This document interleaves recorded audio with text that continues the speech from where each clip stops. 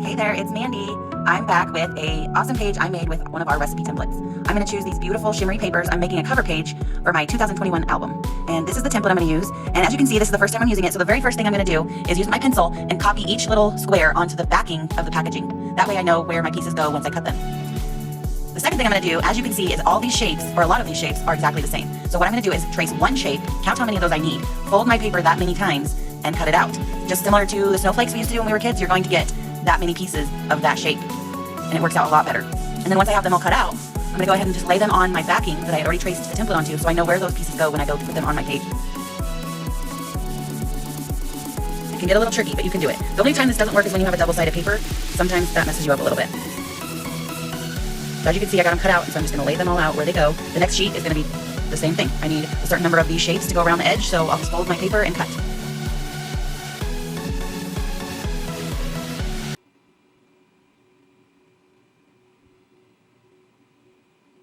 This makes it a lot better than tracing 6 or 8 shapes and then cutting each one out. It's a lot quicker.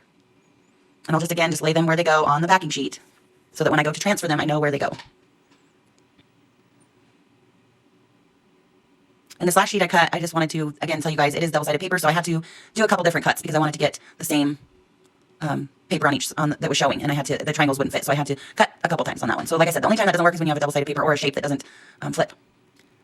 So now I'm going to erase any pencil marks I might have, and I'm going to lay my template onto my base page. And all I'm doing is putting tape in the holes on the template, and then transferring the shape from my backing sheet to my base page.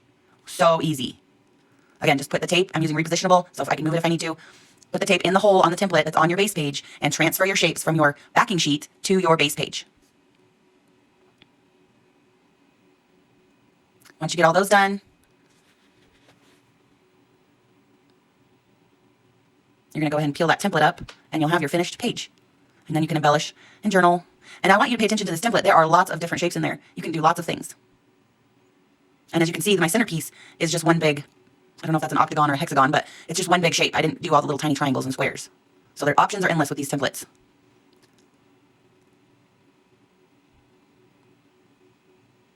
And here's my final page. It turned out super cute and will be a great title page for my 2021 album. Thanks for watching.